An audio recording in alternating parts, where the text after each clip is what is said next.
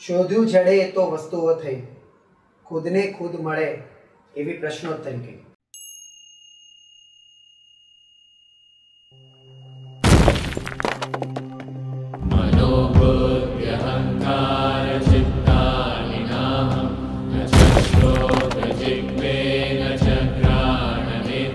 તો સ્ક્રિપ્ટ ડેવલપમેન્ટમાં સૌથી પ્રથમ મારે એવું હતું કે અમારે ખાલી બુદ્ધને એક વ્યક્તિ તરીકે, એક ઈશ્વર તરીકે પ્રેઝન્ટ નથી કરવા. એક ટિપિકલ કોઈક એવું વસ્તુ ના બને, પણ એવું વસ્તુ બને જે એક પ્રયોગાત્મક લેવલ પર હોય અથવા તો એક્સપેરિમેન્ટ લેવલ પર હોય.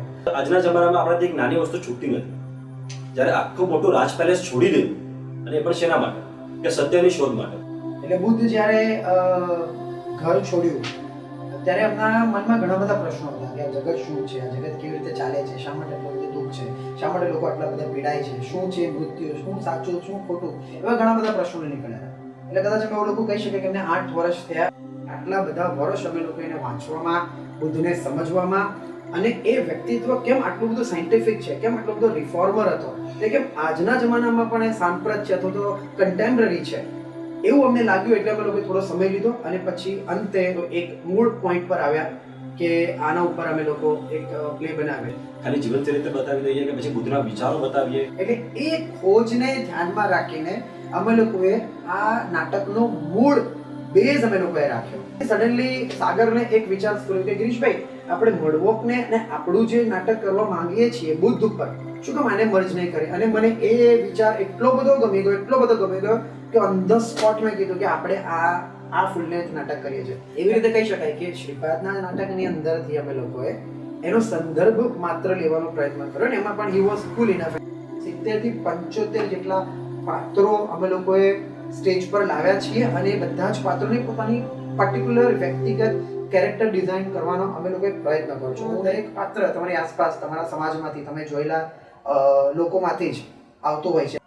મૂળ જે 6 પાત્ર અમે લોકો ડિઝાઇન કર્યા હતા, તે 6 પાત્રની સ્ટોરી બુદ્ધની લાઈફ સ્ટોરી સાથે કોરિલેટ થાય છે. એક્સપેરિમેન્ટના લેવલ પર કહી શકાય તો જો એ 6 કોલેજના પાત્રોની વચ્ચે જ અગર બુદ્ધ આવી જાય અને કોલેજના પાત્રોના પ્રશ્નોના ઉત્તર બુદ્ધ પોતે લોકોને આપે તો શું થઈ શકે?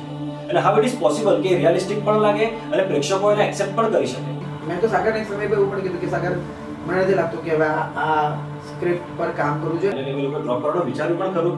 પછી પાછો વિચાર્યો કે ના યાર, આટલું સરસ વાત, આટલી સરસ છે, કદાચ કોઈ પણ રીતે જો બની શકતું હોય તો બનાવવાની કોશિશ કરીએ. એટલે આપણે એને મને પૂછ્યું કે શું થયું, તો મેં કીધું કે મને નથી લાગતું કે આ કામ થાય. તો શું થયું? એટલે મેં આખી સિચ્યુએશન કીધી કે આટલા પાત્રો છે, પણ મને બહુ આ બધા પાત્રો છે તો મને બહુ ફોર્મલ લાગી રહ્યા છે, બહુ રિયલિસ્ટિક નથી લાગી રહ્યા, બહુ નેચરલ નથી લાગ્યા, સમવેર બહુ ફેક લાગી રહ્યા છે. તો આ બધાની વચ્ચે કે એવું પાત્ર મને નથી જડતું કે જે કાંઈક એવું હોય કે જે બંનેની વચ્ચે એક બ્રિજના રૂપે બહાર આવે, એ બધાની વચ્ચે.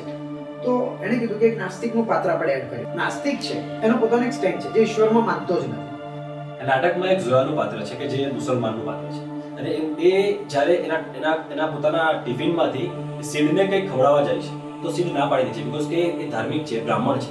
પણ આ જ વસ્તુનો અમે લોકો બુદ્ધના જીવન ચરિત્રમાં જ્યારે બુદ્ધે સુજાતા નામની શુદ્ર સ્ત્રીના હાથથી ખીર ખાધી હતી એની સાથે કોરિલેટ કરી. મૂળ જે 6 પાત્ર અમે લોકો ડિઝાઇન કર્યા હતા, એની અંદર એ 6 પાત્રો તો ડિઝાઇન થયા, પણ એવું પાત્ર કે જે એ બુદ્ધના સમયના જે પાત્રો હતા, એન્શિયન્ટ પાત્રો હતા, એ અને જે અત્યારના જે 6 પાત્રો હતા, એની વચ્ચેની એક કડી અમને ખૂટતી હતી. એટલે અમે એવું હતું કે જે એક એવું પાત્ર હોય કે જે બંનેને રિપ્રેઝન્ટ કરતું. એ વાતમાં સારી સાહિત્યિક મૂલ્ય અથવા તો લિટરેચર વેલ્યુ એ હતું કે એ માણસ એવો કે જે લોકો સાથે નથી રહેતો છતાંય લોકોની વચમાં છે. એ માણસ એવો કે જે ગુફામાં રહે છે છતાં એને બધું જ ખબર છે. એ માણસ એવો કે આ લોકો સાચીઓ પણ છે અને બુદ્ધના લોકો અને બુદ્ધના જેવું પણ છે.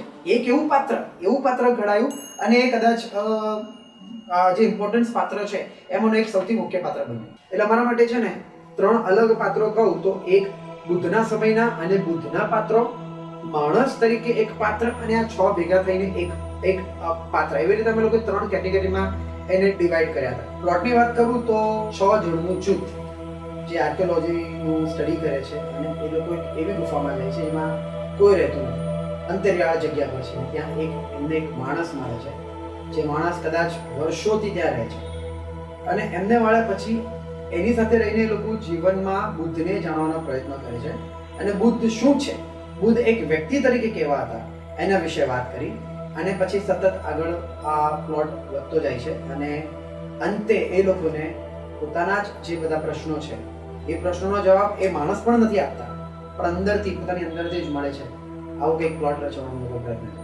અને બસ એટલું જ કહેવું છે કે અંતે અમે બુદ્ધને નથી પામતા, અમે પોતાની જાતને પામીએ છીએ, અને એ જ અમારા નાટકનો સાર છે. એક આત્મા શુદ્ધ ગૌતમ.